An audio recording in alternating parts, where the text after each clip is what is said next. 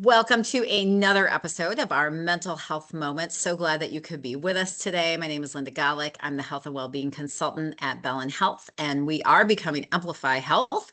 You'll be seeing some differences in our branding moving forward this year. And I'm so pleased to be joined by my two favorite therapists, Michaela Vandenboom and Hannah Bauer. Hi, ladies. Hello, how are you? Hello. I'm good. How are you guys doing? Good. Doing Good. Thanks for well. being here. Thanks for taking some time.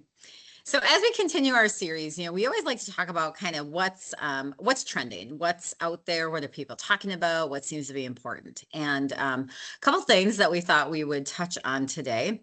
And by the time you see this recording, hopefully this will be kind of fresh on your mind too. As we delve into a new year and we start to evaluate ourselves and our actions and the things that we're doing.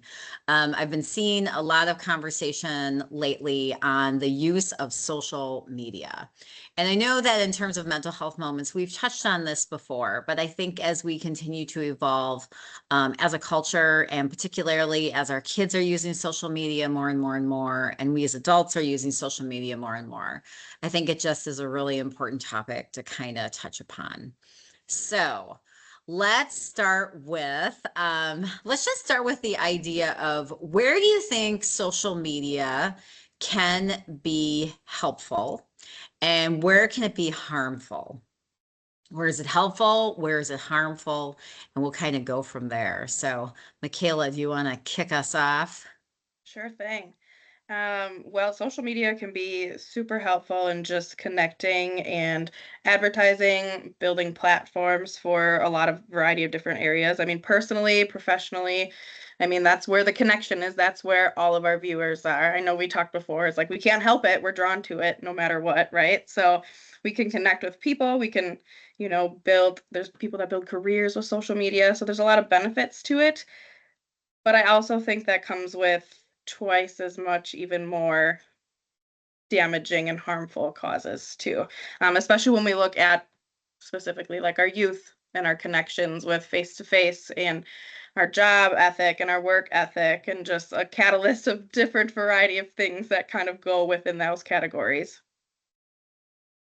Yeah, go ahead, Hannah. What do you think? Yeah, I mean, I would agree. I think, the benefits are connection in ways that we were never able to before. Like, for example, for work, being able to have virtual patients or them being able to click around Mhm. on the internet and find information so they can connect with a therapist that they really identify with, or, any type of provider. Like, social media can be really, really helpful in that way. In terms of its harmfulness, it's not something that we are really yet accustomed to having. It's not really that old.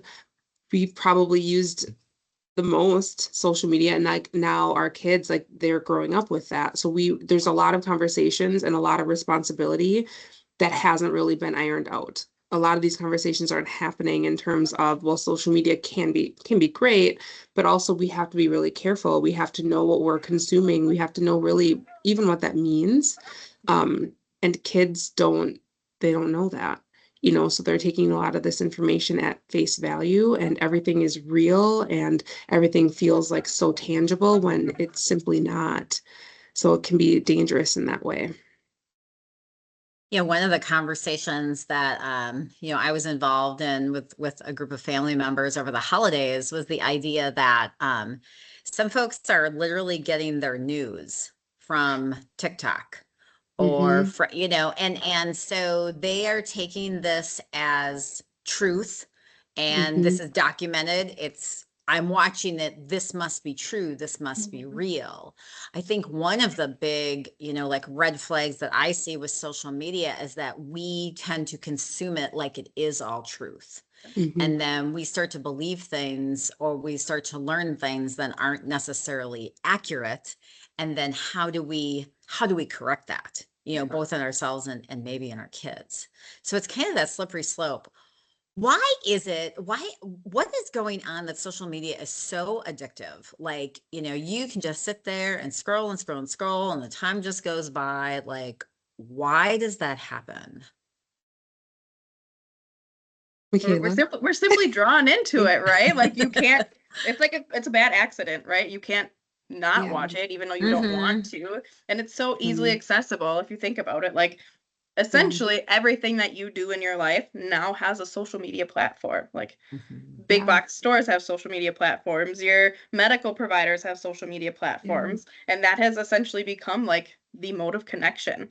I mean, I've looked on Google, like different places, like different restaurants, and if you click on their website, it's a Facebook page. Mhm. There's no way around Yes, it, right? you're Like right. different people are, that's how they make their money too. So I think it's become something that everybody has shifted to because it's essentially unavoidable.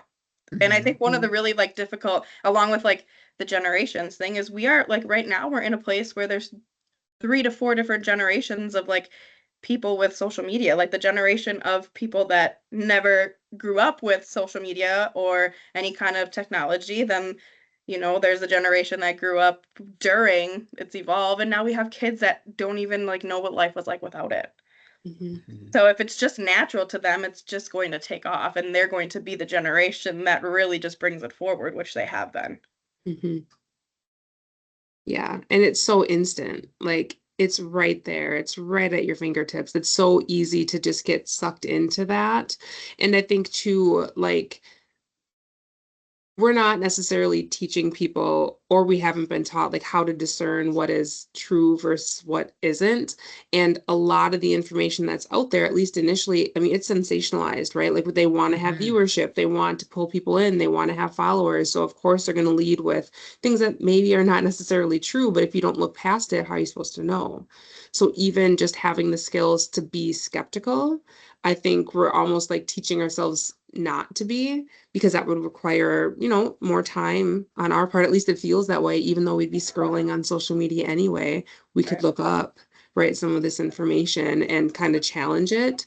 But, it's not framed in that way. It's not encouraging you to do those things. It's encouraging you just to sit and scroll comfortably. Yeah. And the marketing geniuses of the world want you to keep doing that. Mhm. And I think we probably all remember a time where there were a lot less ads on these social media Yeah. platforms. And now there's a ton of ads, right? Everybody's trying to get you to Mhm. buy something. I heard something recently that I thought was really poignant. So Oprah had done an interview with the Surgeon General, and I saw a clip of it. And they were talking a little bit about the loneliness epidemic, and they were talking about the difference between when people might feel lonely and when they don't. And the Surgeon General was sharing, it's not about quantity, it's about quality. So being connected, you may have 1,000 friends on your social media Mhm. platform, but are you connected to any of those folks? So I think I'm interested in hearing from the two of you. What does true connection really look like? What does it feel like? What is the difference that it can make in somebody's health and well-being? Michaela, why don't we start with you? I was giggling because it made me think of one of the psychiatrists that we worked with in our past who would challenge, like when people would say, like, oh, I have all these friends or I'm in this relationship, he would literally say, can you feel that person's breath? And if Mm. no, you're not connected to You're them. not. They're not your friend. You're not in a Mm, relationship. Yeah. yeah. So I think when people think of like friends or connection, they think of like how many followers I have, how many Mhm. people can I message? But in all reality, who's going to pick up the phone to call if you have an emergency? Who's going to come to your house if you have dinner or a gathering, right? And how many of those people are Yeah. actually able to follow through on having conversation, like those real people skills, which are lacking now because we don't get the Mhm. opportunity to do that. Mhm. Absolutely. Absolutely. Yeah. And I think, again, connection still requires like that critical thinking, because you have to ask yourself, are these actually my friends, or is that just because that's the title on the social media that I'm using? Right. Like, do they actually know you, or do they know this version of you that you are essentially advertising, right? Only highlighting those like really happy, wonderful times and only those really positive Mhm. characteristics. They know that person and they may consider that person a friend, but are you the same? Probably not. Right. I think about too, like a true connection. Like when I think about the people in my life that I'm like truly connected with, it's like they know the good, the bad, and the ugly. Okay. So Mhm. they've seen me on my best day, they've seen me on my worst day. I can call them on my worst day and they're going to be there in that space with me. To me, that is true connection because there's a vulnerability there. There's an ability to, I don't have to be perfect with those folks. I can just be me. And to me, that's true connection. And I can see where if someone is lacking that in their life, like if they don't have folks in their lives where they feel like they can just be me, I can see how you would feel really lonely. Yeah. And I think, yeah, just even those skills to build up that connection, because then you can maintain it, using social media if necessary. But I think having the skills to recognize, like, oh, real connection does require some vulnerability on both parts. That's an important skill to have that isn't really cultivated in the same way that it's been in the past. So I think then too, especially if we think about our young people and they've been raised in social media and their idea of connection may be a little bit different than what some of us that are a little bit older are experiencing. Like how do we help them discover that? How do we be aware of it and how do we help them have true connections? Or what are your recommendations for people that may be feeling like, yeah, I really don't feel connected and I'm really not sure what to do? I think one of the biggest things is just trying to get them involved to try different things and new experiences, right? Like you don't know if something's out there, what something's going to look like unless you try it. And as adults, we need to be able to model that for them too. That means we need to be mindful of like what we're consuming and when and what we're showing them as experiences that we can actively participate in as well. Yeah. Yeah. What I've done with some of my patients is like the rule is, as long as it's not dangerous, like you say yes, right? You say yes to new things. You can always have a plan to leave, stay for 5 minutes, whatever it has to be, but try something new, and especially with adults, like take a random class by yourself. Like that's fine. You'll meet people, even if it's just for that night, like just having positive social interactions is important. And we need to model that for our kids because they go to school. That's an opportunity, but that's not always the best scenario for a lot of people. So we have to be creative in how we search for those social interactions. And then in addition, we have to pull back on their social media consumption as a family, essentially, because you can't just be more social, but yet at the same time, you don't restrict and you don't change the level of social media they're engaged in. Yeah.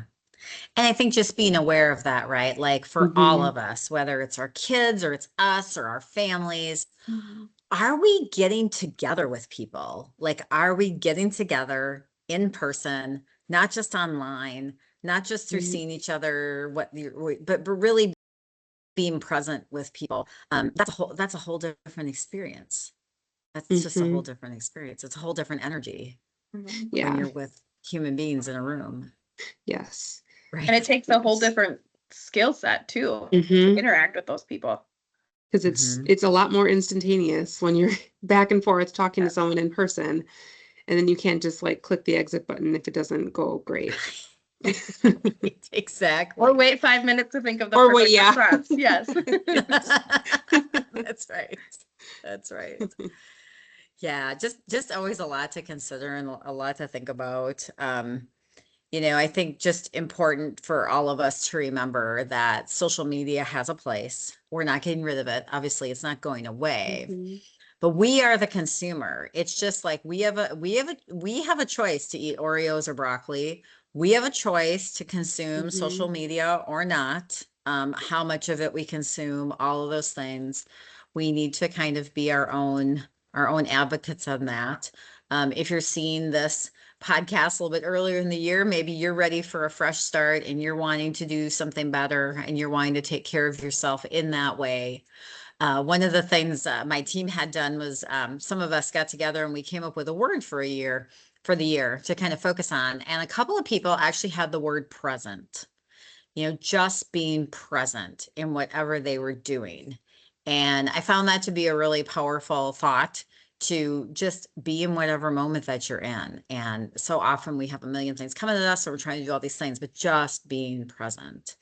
And perhaps being more present means putting the phone down and taking in less of that digital content and just being more, with your people or with the things you're involved in. Just some great reminders. Any other thoughts about social media, loneliness, all that good stuff? I Any think other so. thoughts? Okay. Well, thanks to both of you again. Always appreciate the conversation. Thanks to those of you listening today. If you have ideas for topics, please reach out to us. Let us know what you would like us to talk about, things that you're wondering about, or content that would be applicable to you. We'd love to hear from you. So thanks again for joining us. Please like, subscribe, and share this podcast. Have a great day, everyone.